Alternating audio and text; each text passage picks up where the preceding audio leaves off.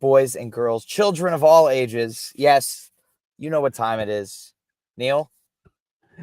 Woo! This The is hasty train. Oh, yeah. The hasty train train. is still on the tracks. So much Last night hastiness going on. There was a lot of hasty train in group chat last night from someone who shall remain nameless, but we will blame. Yeah. There was a lot of it. But, I mean, well-deserved up to a certain point because last night was amazing. I think we can pretty safely hasty train this as the best 3-night run Goose has ever played. Really? Which one's better, Boston? Oh, it has to be exactly 3 nights. Like we immediately disqualify like cap runs because I mean, right. I forgot about cap runs. Well, regardless, It was amazing. We're going to talk about it. We're here on the Maryland state line. Lucas is with me as well. We are en route to DC, ready for the last 2 shows of tour. But we're going to talk about Showhio finale here. And we've got a great guest on today. David's joining us. Hi, David. How are you? Hey, Ryan. How's it going? Hey, Neil. How's it going, man? Hey, welcome. Thank you. Well, thank you for being here with us today. Let's dive right in here. Take us through your pre-show vibes for night 3. Where were you sitting? How are you feeling? All right. Night 3. We're sitting, let's see, in the 100 section in the back. So we did not have good seats, I would say. That's the one downside about this venue. Like you could get stuck in a corner and feel a little bit, out of it. So we're kind of wandering around, and then, we ended up in that kind of spotlight section, that headliner section on the left-hand side. So that was I love that spot over there on the left-hand side. You can see the whole band, and like the kind of drum section looks like a big wall in front of you. And it's just a very different vantage point when you're on the left-hand side. So we were just excited. And the one thing I noticed in the crowd, there was just like a very high-level murmur.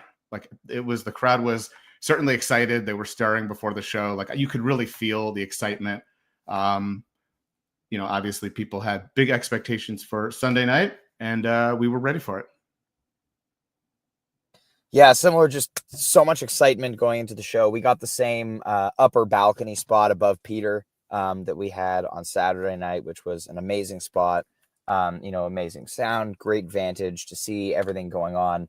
But yeah, just like, what are they going to do tonight? Are we going to get a big jam? Are we going to get a thing? The Bob Weir speculation was still happening. I was happy to see that when I walked in, there was no room on the stage for an extra amp and pedal board and whatever. Because as I said yesterday, like, I just want to see Goose, as cool as a Bobby sit-in would be.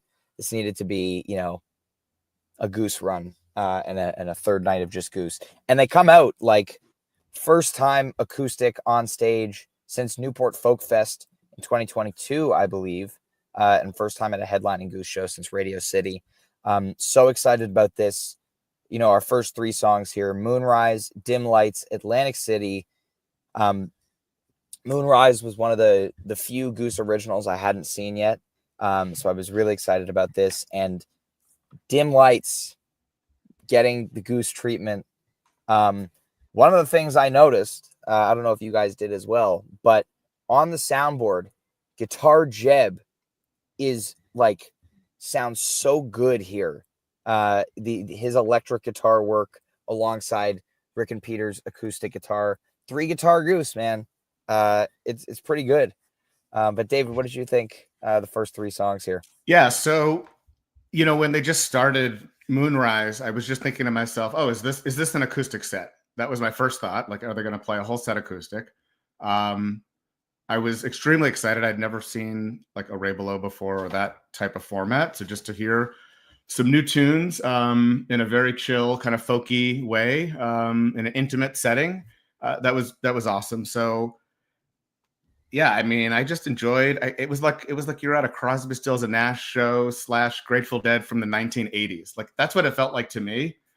You were in Radio City Music Hall listening to this amazing acoustic performance, and we'll get to the goods in a little bit. But no, I mean, Moonrise was really fun. It was like you're almost at a campfire. And then Dim Lights. It's funny. I'm just reading my notes because I can't remember much. I wrote Jeb guitar ! You could really hear him. And I'll say every time I turned around at this particular show, as the show went on, I was like, oh, Jeb's playing guitar again.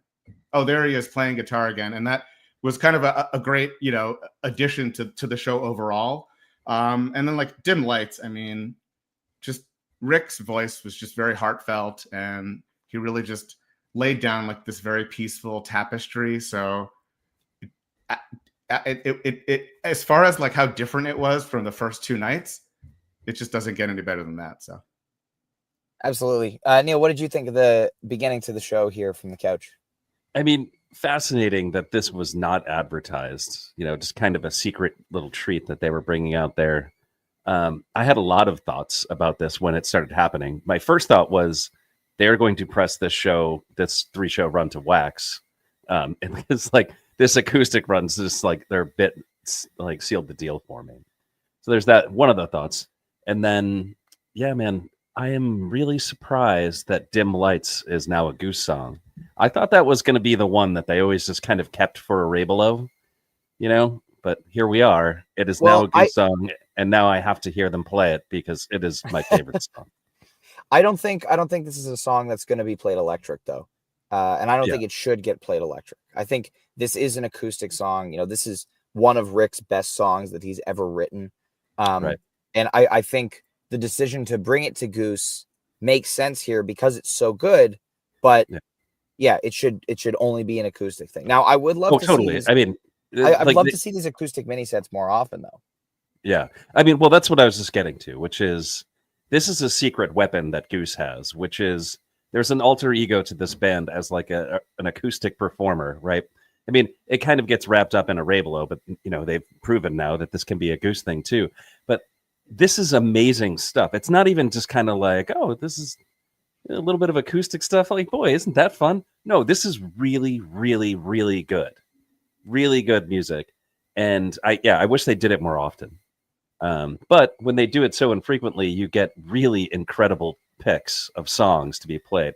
Atlantic City, one of Goose's best covers. I mean, Rick just does it so well. You get Dim Lights, you get Moonrise, which is one of my favorite Peter songs, if not my most favorite Peter song. And then you get What Comes Next, which is even more exciting, which is like an extra little treat. Man. You get that transition from acoustic to electric. It's been done a couple times before. They did it at T's house with Jive 2. They did it at the Caverns with Rosewood Heart. And then here you get it again. And it comes through so big on the boards. The cheer from the crowd is incredible. So good. They should just do this like at least once a year. It shouldn't be once every, couple years or whatever. Yeah. So. No, 100%. And yeah, that transition was amazing. I also interesting to note that I heard, again, Neil, you'll laugh at the deep keyboard geekery here, but it sounded like Peter was using an upright piano sound instead of his usual grand piano on A Western Sun, which I think complements the acoustic vibe a little bit more. So I think that's what I heard. Not sure, 100% certain, but I'm pretty sure that's what happened. But yeah, Atlantic City, a treat. Again, one of Rick's best vocal performances. Like, he's singing his heart out here. And then, Western Sun. I mean, this jam was really, really good. I love the sound of Trevor's acoustic bass. It really. So does Trevor, through. Apparently. Yeah, he just didn't put it down. Yeah, it was great. But yeah, David, what did you think of this Western Sun? First, the Atlantic City was such a treat to hear. I mean, I was very, very psyched for that. I'm from Jersey originally, so and my family's in Atlantic City, so I just had a lot of memories there. So that was a special song for me, and the crowd was loving it. That was a big sing along, and then A Western Sun. So from the Pittsburgh run through Cincinnati, this was like my check the songs off the list. Like, of the 4 shows, they played so many songs I had never heard before, and I'm not even counting covers. I think there were a dozen or so songs that I heard that I had never heard before, and Western Sun was one of them. So this is my first Western Sun, and like, the interesting thing was, I thought to myself, oh, is this going to be a typical Western Sun that is 5 to 6 minutes? That was my first thought. Or is this going to be a proper Western Sun where they're really going to take it out? And that's what it ended up being. And it was pretty magical. It was, I mean, from what I remember of the jam, it was kind of like a cool groove. It was like a bluesy rock, a bit of funk. It was kind of straightforward, and like it kind of reminded me of like, I don't want to start a big comparison or discussion, but like it was like party time at the end. That was the vibe that I was getting in the room, like, and that was the switch, right? That was the switch from obviously acoustic to electric, but I mean that was the on ramp to the rest of the show, and the rest of the show had this like rock, funk, danceable vibe, and like that kind of came out of the Western Sun to lead us into the rest of the show. 100%. Yeah, it just really nice collective build. Cotter's drumming stuck out to me a lot on re-listen here. Kind of that Leo clip from Ted Tapes again, that kind of like that ride cymbal pattern that he does, that I love it so much. But yeah, really, really strong peak here. I had a lot of questions last night, like people asking me if this would be bracket eligible because it's acoustic. Yes, absolutely, it's bracket eligible. This personally, I don't think makes my playlist. But if it makes yours, this can end up in the bracket. We had the Caverns Rosewood in 2021. So just for those wondering. But yeah, Neil, you got any more thoughts on this jam? I can't believe Jam of the Year bracket was the thing that came up as a result of this. But people ask me about it. Nothing else to add other than, really nice performance of Western Sun. I would have thought maybe some more musical ideas would have been established in 17 minutes or so of Western Sun, but it was still pretty cool. So yeah, I'm down with it, man. They should jam this out every opportunity they get. Yeah. Then Trevor, as you mentioned, Trevor did not want to put down his acoustic bass. No. Played it through Butter Rum, which I thought was really cool. Solid jam here, nothing crazy. Great vintage vibe work from Peter. Then we get Born, Spirit of the Dark Horse, Slow Born jam, Peter Sirens. Yes. Those are my big thoughts on that. Those are your big thoughts. Yeah, David, what do you think of No, that's Butter Rum, exactly Born, Dark what. Horse? Yeah, Butter Rum was really fun. Obviously, I mean, I felt like I was on Jam Cruise or something. I don't know. I thought like the whole crowd they were certainly into it. They were ready to rock, ready to party. It was fun, but like the Born was really what sparked my interest. I mean, this was like an ethereal kind of sci-fi droney jam in the beginning, from what I remember. Yeah, it was like eerie and dark and twisting and just doing some cool stuff. It had this really slow build, and it was like dark and grumbly. I mean, it was exactly like the evil Goose that you kind of want to hear. It was that ambient, dark kind of, yeah, it was cool. I mean, and Trevor really, for me, Trevor was laying down some just very thick, deep kind of bass. It was just a dark, evil jam, and I loved it. I loved every minute of it. So, you know who didn't love it? I loved it. And so this Born, my notes were David kind of had the same thoughts as you. It's very cinematic.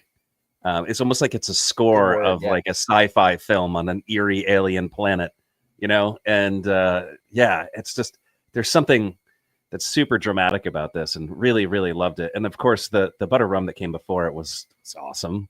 Just like a disco dance party every time now. And I just love this, whatever this section of Rum is, because this isn't really the first time they've done it like this. But you can't hate Rum. I'm sorry. There are a lot of people out there like, I don't like Butter Rum, and I have to disagree with you, because if you get a little, 7 or 8 minutes of jam like you get in this, it's impossible to really hate this, even if you don't like the lyrics of Butter Rum, which I think is the source. I still don't love the song. I still don't love the song, but I get excited when they play it because the jams are sick. Yeah, I mean, you're going to dance. You're not going to sit there and kind of stare at the wall. And then, so just quick note on before we move on from the Dark Horse. This is like an actually well jammed out Dark Horse. The past several versions in my mind, just kind of they come and go. But this one has a really beautiful piano solo from Peter. I don't know if I would call this like a jam out. It's two really nice solos. Let's put it that way. Really nice piano solo from Peter, and then a really nice guitar solo from Rick, and then you're out. But they actually like did something with the song instead of just kind of checked it off people's stats, which, I feel like is kind of what happens sometimes when Dark Horse gets played. Sure. So yeah, it's a pretty neat little section of the show here. Absolutely. And then first set closes with My Mind Has Been Consumed by Media and Rockdale. Back to the Media with no synth solo. Love it. 2 minutes. It's goofy. It's fun. Corn boy on lyrics, as Peter said. And then Rockdale. What a year this song is having. Every version's just like really interesting. So, shout out to Goose for making Rockdale interesting again, because that's what we've been doing pretty much all year. David, your thoughts on the end of this first set? Yeah, I mean, Dark Horse. So, just to take it back, like I thought, obviously, Born and Dark Horse were paired together. They like really flowed into each other. Dark House, like it started out. I mean, it had this like. It started out slow, not slow, but it started out like in the same theme of Born, and then it was more of an upbeat jam in Dark Horse, which I don't know if that's typical or not. But it kind of went from dark to light is what I kind of noticed.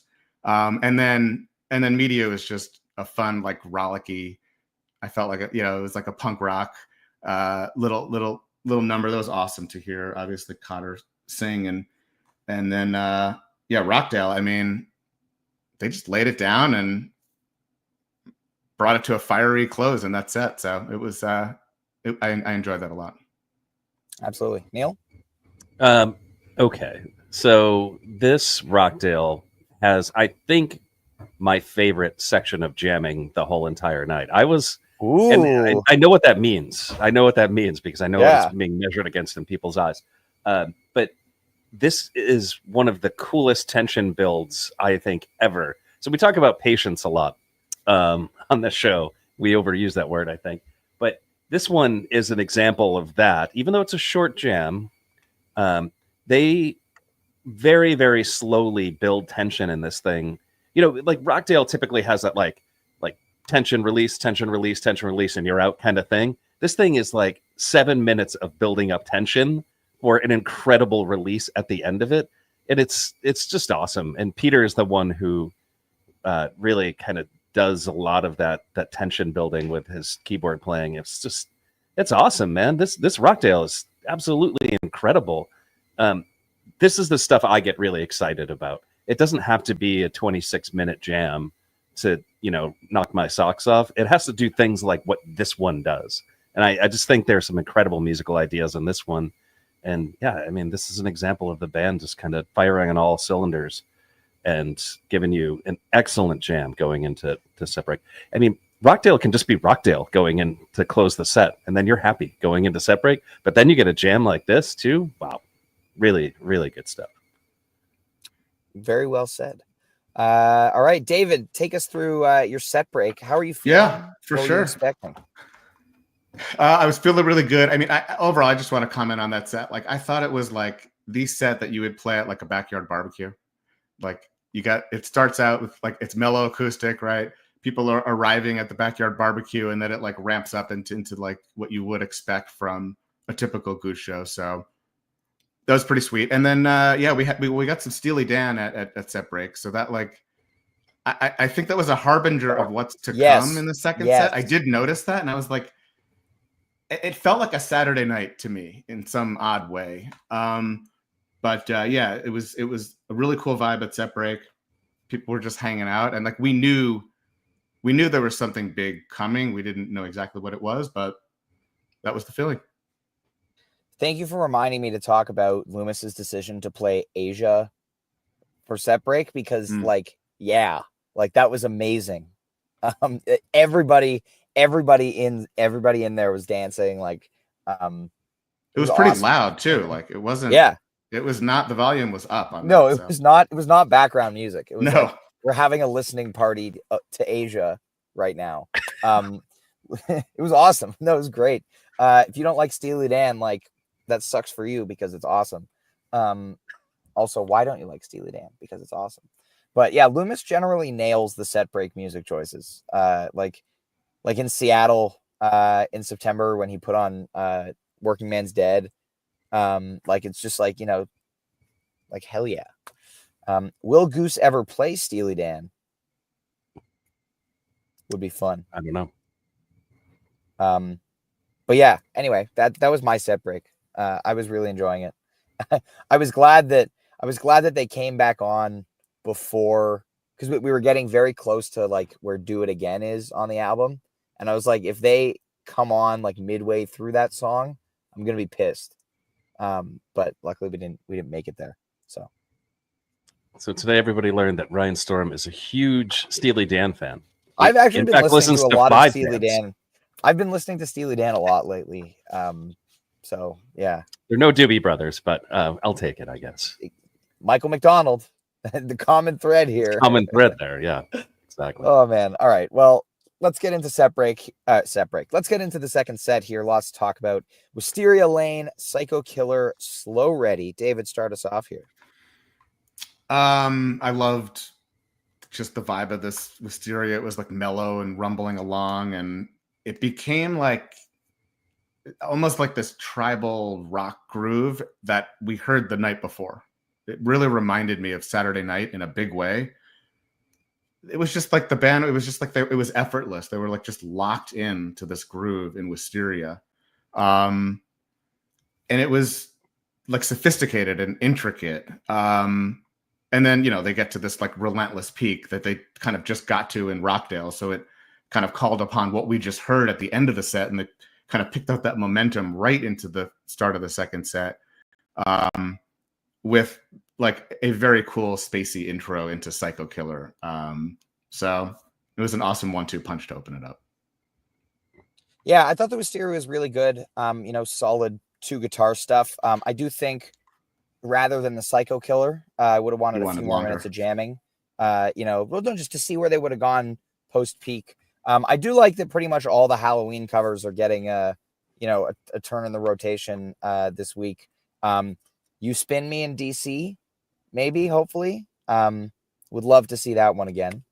But yeah, no, this was a solid way to open the set. Cotter's second vocal performance of the night. Just taking the vocal duties, and he does a really good job of this. I think, at least. I mean, it's mostly spoken, the song, so it's not really, I don't know, like a singing song necessarily, but I just like the way he delivers it. It sounds awesome. And then, this Wisteria, I don't know, man. I think they kind of ran away from this one because they weren't finding any ideas that they were looking for. This is like the most straight rock and roll Wisteria I've heard them play in like a long time. This is like a rock and roll jam, like, which is really weird for Wisteria. Usually it gets like a little bit like psychedelic or like ethereal, like you kind of get some space in there. I didn't really get that vibe at all in this thing. It was just like a party, kind of like the Butter Rum. You just kind of rage, Yeah, and I think you get that different vibe because Peter stuck to guitar, which first of all he hasn't been doing in Wisteria a lot this year, and he didn't set up any synth drones, I don't think. So that's also uncharacteristic of this song. Part of the reason why the Portland Wisteria goes where it does so quickly is because Peter immediately goes to OB6. So you don't get that in this jam, and so you get more of that hard rock vibe that you get from 2 Guitar Goose. But good observation there. And then mid-set Slow Ready. Not my favorite placement for this song, but it was good. Felt like Peter was playing around with some keyboard tones through here. Whoa, hot take in the chat. 130.22 was a good Wisteria. Yeah. Never heard that opinion before. Yeah. For those who don't know, actually, if you don't, that's like one of their greatest jams ever. But anyway, mid-set Slow Ready, ended up being solid. And then this Redbird, the first half is like an Arcadia jam, I find. And then the second half is like one of my favorite segments of music of the year.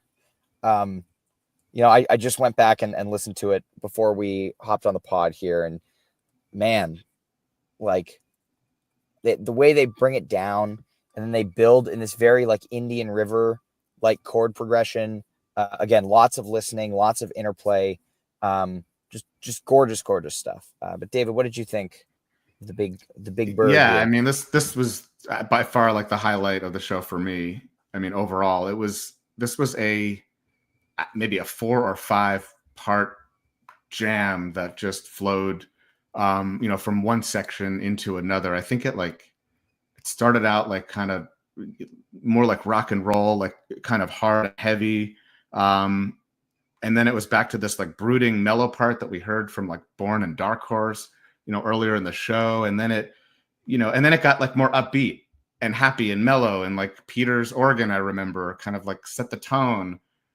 And then it went into this like island jam. Like I felt like I was, I don't know, on a beach in Mexico listening to this like tropical rock kind of jam to end it. So it like twisted and turned, and I thought it was excellent.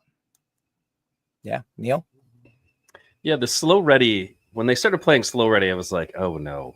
Like that's what this set's going to be. You kind of got like a truncated Wisteria, then you get Psycho Killer, and then you get the Slow Ready. And like I was kind of at that moment like, okay, like can't win them all, three night runs, like, you kind of got to have a vibes night, and that kind of was starting to feel like a vibe show. And then the Redbird happens and completely changes the vibe of the whole entire set. I mean, this is a giant, first and foremost. Multi-part jam, definitely very fiery jam in the beginning. And like that felt like that could have been it. That would have been just your pretty standard Redbird. And then the last like 7 minutes of this Redbird is just one musical idea again, just fully expressed from just a few notes all the way to, the end of just like this gigantic jam that it becomes. And yeah, it reminds me in a way of like a little bit like Legend Valley Creatures, which like starts with just a couple notes and then builds and builds and builds into this like beautiful tapestry, right? And it's kind of similar to how the Cap Into the Mist kind of unfolds as well, where it just gets like bigger and bigger and bigger and bigger, and then you have this like really gorgeous piece of music at the end. And that is what this Redbird is. A lot of people are very, very excited about this jam. I don't know. I have to go back and listen to it a couple more times. But this is the stuff that you go to the shows for. You want the big jams. Yeah, I'm really having a hard time keeping up with all the rankings. The past week or so, like they're coming at us with so many high quality jams in such a condensed time. It's like, I don't have the opportunity to, because especially in September, we were getting some really good jams, but it was like, you get one in this show and then one in the next show, and then, two in the next show, maybe. But this one, it's like, oh, there's like one in every set that you need to like really digest. And this is not one that you can like look at and be like, okay, yeah, that one slots in at 12 on my list. Like there are some jams that you can like kind of look at and you're like, oh yeah, that one goes right there. But this is a jam that you need to listen to it a number of times, and then you need to listen to the stuff around where you want to rank it and figure out where it goes. But that just speaks to the quality of how Goose is playing right now. And how it's not easy to rank these because they're playing so well. Anyway, second set closes out with Tumble here. Solid Tumble. Great way to close the set. Good energy.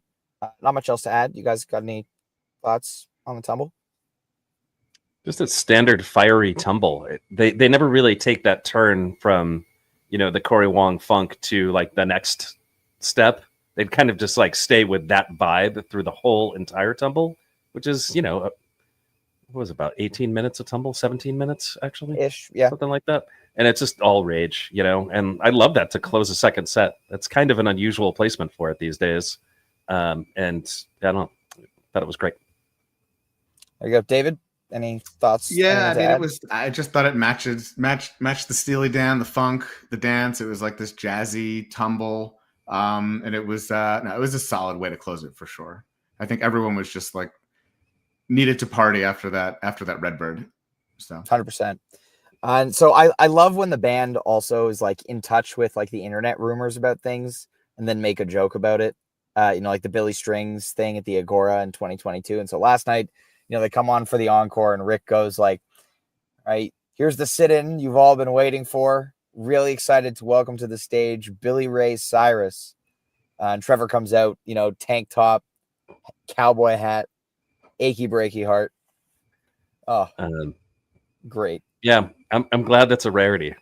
Yeah. I'm sure it was good for a laugh in the room, but oh man, well, that's bad. What makes it a good bit. It's so bad, but it's great.